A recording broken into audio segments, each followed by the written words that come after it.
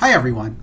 In this series of presentations, we're going to talk about students who have academic gifts and talents. We're going to talk about what those words are, and we're going to talk about how you can meet the needs of those students in your classroom and why you should meet the needs of those students in your classroom. One of the books I've used many years ago when I first created this presentation referred to gifted education as a quiet crisis. In other words, it doesn't get lots of attention. We're going to talk about why that is as we go on.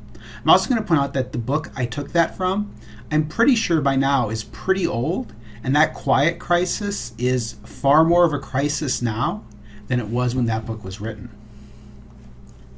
And so over these next few presentations, you should be able to define what gifted is, to identify some common characteristics of children who are gifted, and adolescents as well, of course, and identify a way to meet gifted students' needs. So I want to begin with a sort of a series of miniature case studies.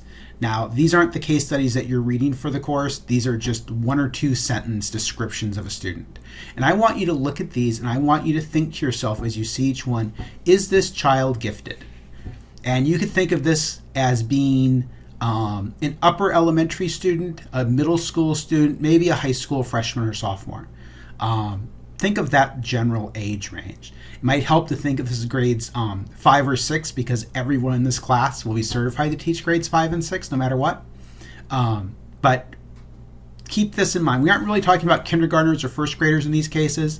We aren't necessarily talking about juniors and seniors either, just really anything in the middle.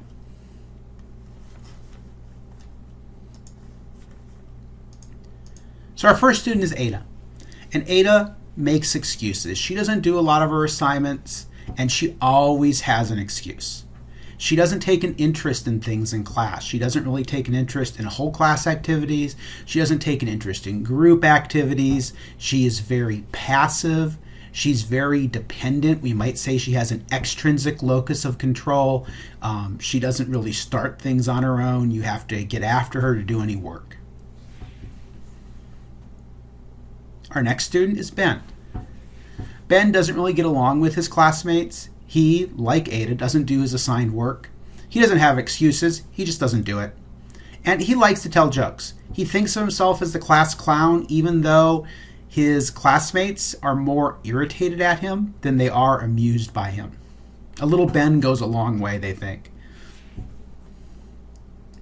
Our next child is Connie.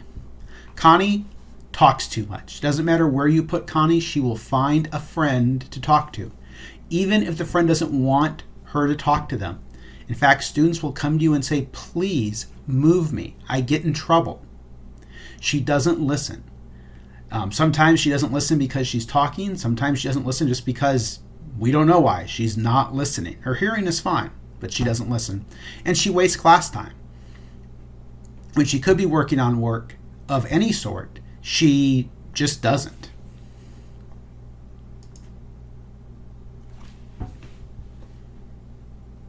Next, we have David.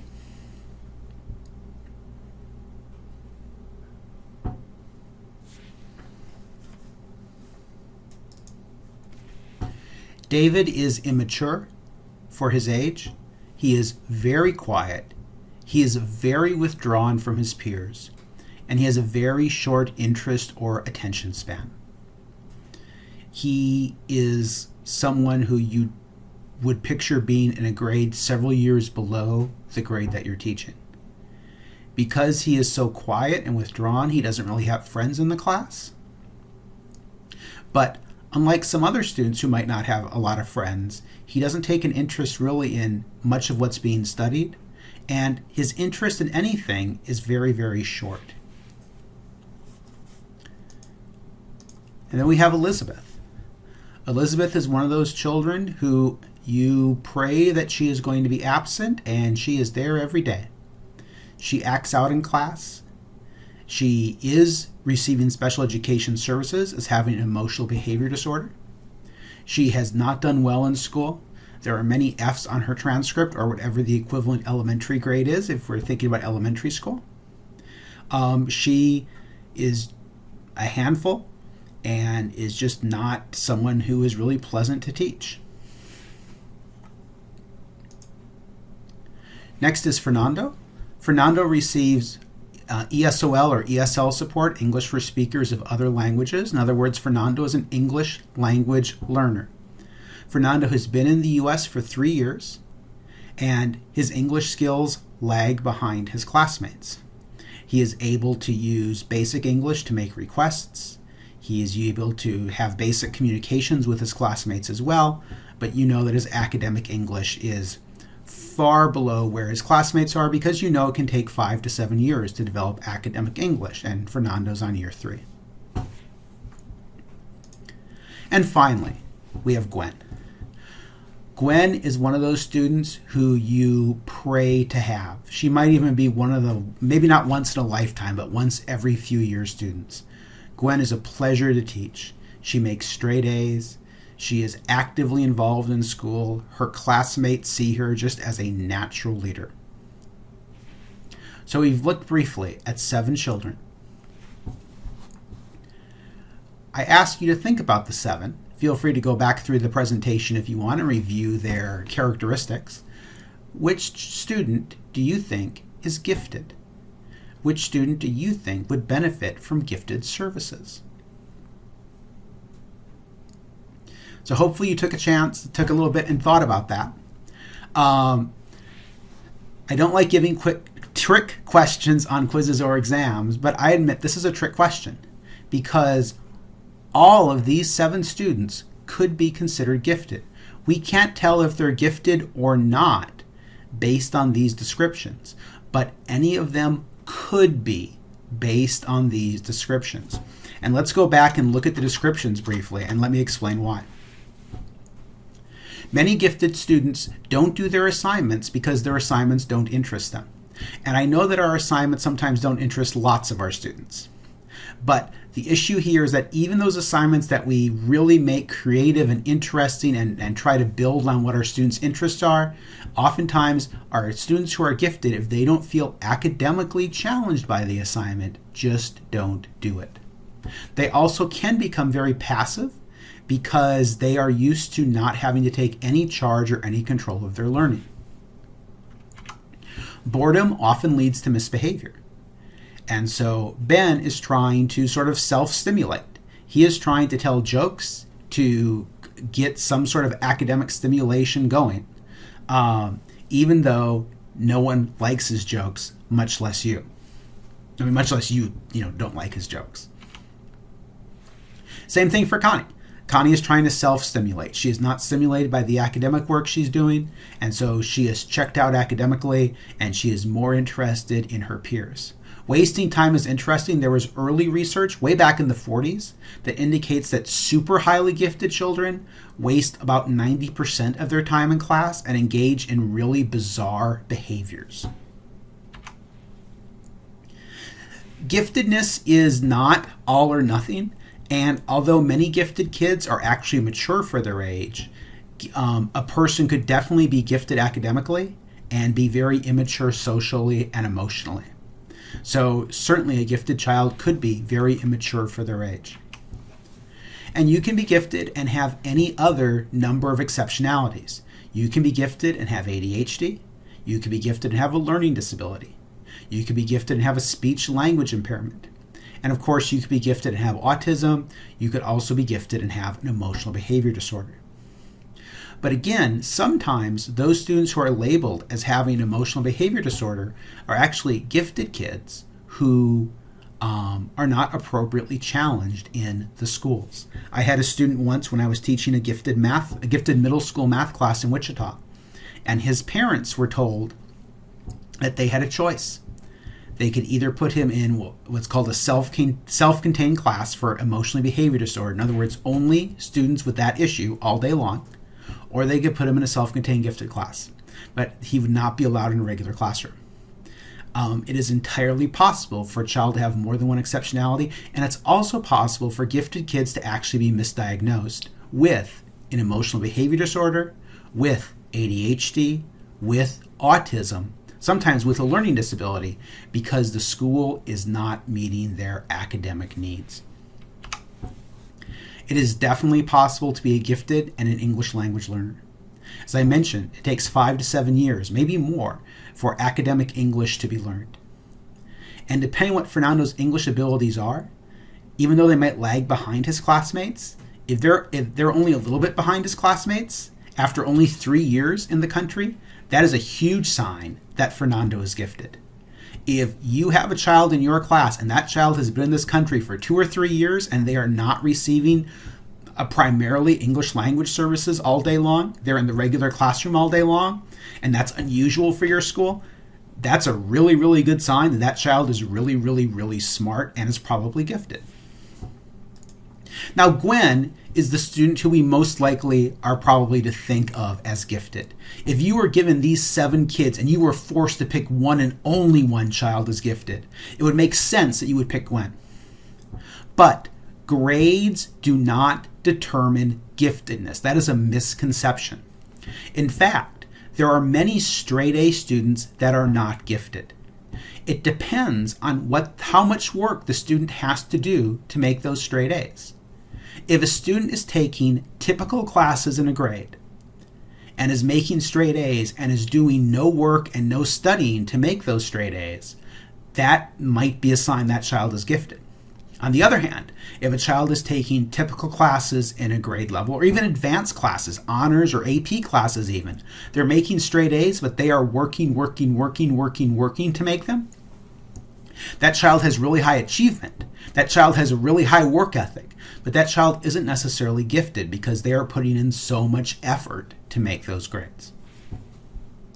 So again, any of these students could be considered gifted, and it's also possible that any of these students, including Gwen, might not be. So how can we define gifted? There are different definitions under federal law and under state regulations. My favorite definition comes from Susan Weinbrenner. And Susan Weinbrenner's book is the book that I have encouraged you to optionally get for this class. I don't require it because aren't really going to use it as such, but it's an incredibly useful resource. And this is a paraphrase from an earlier edition of her book that I used. And it is simply "The gifted learn fast and forever." That's important. And it's important because that's not how we teach. What do I mean by the gifted learn fast? Well, when you teach something, whether you're teaching social studies, whether you're teaching English language arts, whether you're teaching music or PE or something else, as you plan your lessons, as you plan your units, you are giving your students practice opportunities. And the common technique that's often used is I do, we do, you do. And so first, you as a teacher model the skill you want your students to acquire. And then you give your students lots and lots of practice opportunities. First, they practice together, maybe with a partner, maybe in a small group. After lots of practice, then they do it on their own. And again, that might be quite a bit of practice on their own. A gifted child doesn't need that. So to take a really simplistic example, if after introducing how to add fractions, let's say, add fractions with unlike denominators to 4th graders. And I don't remember off the top of my head what grade level that is in, so maybe it's 3rd graders. We might, for a typical classroom, use a very hands-on approach with this. What I did when I taught elementary math is I would take Cuisenaire rods, typically, and I would work with those. Sometimes I would use fraction bars or something like that. And we would do hands-on things together. Students would get an opportunity to model a little bit to each other in groups. And after we had that hands-on concrete experience, we would move on to working with numbers on paper. And I would recognize that my students probably needed lots of practice adding fractions with unlike denominators in order to learn that skill. But a gifted child in math wouldn't necessarily need all that. We use hands-on things in math in order to make it concrete for our learners. But oftentimes, a gifted student may not need it concrete at all. They already understand the concept. And so those hands-on activities might be a waste of the gifted learner's time. Furthermore, and more commonly, if I'm giving all of my students 15 math problems about addition of fractions to do, because I think they're going to need that many to really practice the skill to begin to develop automaticity for the skill. My gifted child might only need 3 practice problems or 5 practice problems to do. They need less practice than their peers in areas that are their gifts. Similarly, forever, we review often in school. Oftentimes, the whole first 9 weeks of a year are lots of review over the past year. Now, that's a little less so now than it was back in my day when I was a student, but it's still true that the first several weeks of the school year tend to be review from the previous spring because so many students lose so much knowledge during the summer. But this is not true for a typical gifted student. Gifted students learn forever. That doesn't mean they might not occasionally need review to reactivate their schema about something, but in general, they need far less review than their classmates do. And so the problem for gifted kids is that they are bored for most of the day in most of their classes. That's a problem for many reasons, and those are reasons that we're going to talk about throughout this section of the course. But I want to begin by talking about giftedness in Minnesota. So this is Minnesota's definition, and I want to point out that this is not a good PowerPoint. There is far too much text on this PowerPoint. If I were presenting this in a classroom setting, and definitely if I were presenting in a K-12 setting or in a middle or high school setting, I wouldn't probably use a PowerPoint in elementary school, I would not put this much text on a PowerPoint. The rule of thumb is no more than 6 lines of text with no more than 6 words per line. And obviously, I've broken that here. Having said that, let's look at how Minnesota defines gifted. Gifted and talented children and youth are those students with outstanding abilities identified at preschool, elementary, and secondary levels. This is important, and it's important because you will hear people say that you cannot identify a child as being gifted if they're in kindergarten or pre-K. That's not true. You will also hear people say that giftedness, it doesn't matter in secondary school. That's not true. These students are capable of high performance when compared to others of similar age, experience, and environment, and represent the diverse populations of our communities. Notice that the key here is that they are capable of high performance. It doesn't say they are currently having high performance. Point 3. These are students whose potential requires differentiated and challenging educational programs and/or services beyond those provided in the general school program. We're going to talk in a later week about differentiated instruction. You may have talked about it already in pedagogy and other classes. Notice that it's not just differentiated programs, it's also challenging programs. There's actually some research that is starting to question if differentiation is actually effective for gifted learners, and we're going to talk about that a little bit. And then finally, students capable of high performance include those with demonstrated achievement or potential ability in any one or more of the following areas. General intellectual, that would be an IQ score. Specific academic subjects, so reading or math or science or social studies. Creativity, leadership, and visual and performing arts. This is a pretty typical definition of giftedness, and it's actually, I think, a pretty good one. Unfortunately, Minnesota does not require gifted services.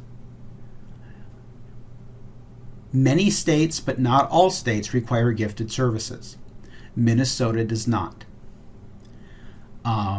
Minnesota and Wisconsin are somewhat unique in that because their surrounding states either require or at least encourage more gifted services. In Minnesota, for example, you cannot get a gifted education endorsement added to your teaching license. You can in the Dakotas. You can in Iowa. You can in Kansas and Nebraska and Wyoming and Colorado and Arizona and Nevada and many, many other states in the Midwest and West, which are the states whose licensure I'm more familiar with. But you can't for Minnesota. There are reasons for that we probably won't go into, but I will editorialize and say that that is shameful. It is shameful that Minnesota does not require gifted services and that Minnesota is not, despite this lovely definition, doing much of anything to meet the needs of gifted children in its schools. It is entirely at a school's prerogative whether or not to provide gifted services. The state offers some funding for gifted education and gifted identification, but it doesn't require it. And because of that, districts are less likely to provide gifted services.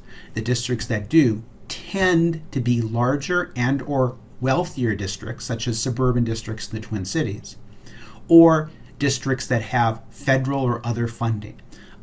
For example, some reservation schools offer gifted services, but by no means all of them do. My editorializing for this is now over. Let's look at federal law. We know that special education is required by IDEA. Giftedness is not a disability, and therefore it's not required. It is not part of the Individuals with Disabilities Education Act. Not every state mandates gifted ed because the federal government doesn't require it. For states that do have it, some states place gifted under special ed, others do not. So let's conclude this first presentation with a working definition and how we're going to use it particularly in this class. I'm going to focus primarily on children who are academically gifted. In other words, they are gifted in terms of Minnesota's definition, in terms of their intelligence, or in terms of their abilities or potential ability in a specific content area. I want you to be aware that children can also be considered gifted in Minnesota in areas like the fine and performing arts, in music, in art, in drama. Many schools, particularly in high school, do a good job of meeting those needs through those classes. However, those needs are not always met well in elementary school due to limited teachers of those subjects, especially art, due to limited time in those subjects. But it tends to be better met in those areas for kids who are gifted in those domains than it is for kids who are gifted in terms of academics or in terms of intellectual ability. And so what we're going to focus on here in this course, in this section, are kids who are academically gifted. I want you to be aware that a person can be gifted in multiple areas or only a few. It's entirely possible that you will have a child who's gifted only in, say, mathematics. And so if you're teaching high school PE, that's not going to be a big concern for you. If you're teaching high school English, it's not going to be a big concern for you there either. But a child could also be gifted in multiple areas that actually extends across the curriculum. It is also possible, but Minnesota's definition doesn't specify it, for a child to be gifted non-verbally. And there are, in fact, intelligence tests that are non-verbal intelligence tests. And many programs of gifted around the country, like Minnesota's today, includes leadership as a possible area of giftedness. And many leadership programs in schools sometimes act under sort of the auspices, the umbrella of gifted services in some cases. So that's definitions. In the next presentation, we'll take a look at who the gifted are.